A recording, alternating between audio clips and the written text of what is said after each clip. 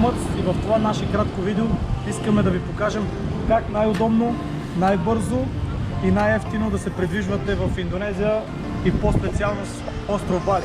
Транспорт в Индонезия, който аз лично ви препоръчвам. Специално с Бали казах, защото в Бали трафикът е много голям.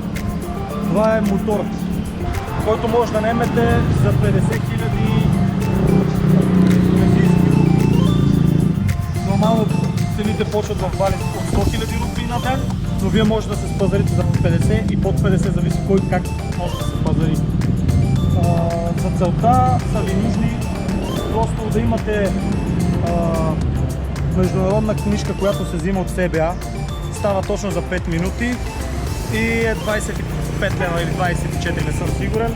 Ако случайно нямате възможност и сте забравили и сте пропуснали този момент, също така може да се вземете от близкото районно на полицията в който да е град на Индонезия. Там е малко по-скъпо, този лиценз е 300 000, така че от това ви е нужно. Дават ви 2 каски при наемането на мотора. Нужно ви също така и маска за предпазване на лицето, защото трафика е много голям и прекалено много коли, мотори и газовете няма смисъл да ги поплъшат. Също така ви трябва и дъждобран. Без него сте за никъде.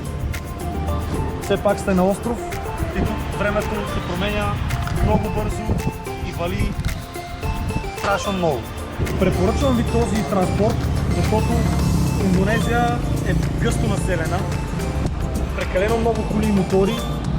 Рискувате много време да загубите, ако си наемете шофьор, кола, тур или каквото и да е. Имате нужда просто само да си наемете скутер, лиценз, купувате си от най-близкия магазин мобилна карта с интернет. Мобилна карта с интернет и това е. Препоръчвам ви да си купите най-добрия интернет с най-добро покритие. Това са сим картите Симпати. Симпати може да ги вземете от по-голямата част от магазините. Цената върви около 100 000 за 8 гигабайта, което е за месец. Носете си винаги паспортите с вас, дори и при регистрирането за карта, защото ако не си дадете паспорта при регистрирането на картата, това са карти за туристи и точно след 4 дена интернета ще ви спре, защото не сте си регистрирали картата, а картата ви е продадена на друг турист. Точно за това си носете с вас паспорта и няма да имате никакъв проблем при регистрирането.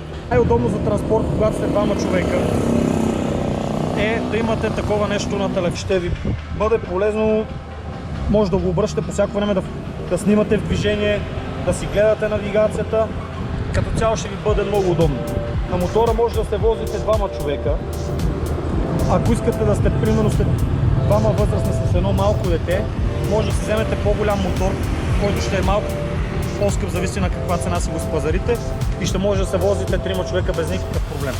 Тук в Индонезия, колкото може да носи мотора, толкова хора се качват на него, така че това да не ви притеснява. Това е от нас в това видео. Ако харесвате видеото, последвайте ни в канала на Bulgarian Nomads и ще видите в следващите видеа как изцяло да си организирате, според мен, много по-евтино почивката в Бали, отколкото някоя друга туристическа компания.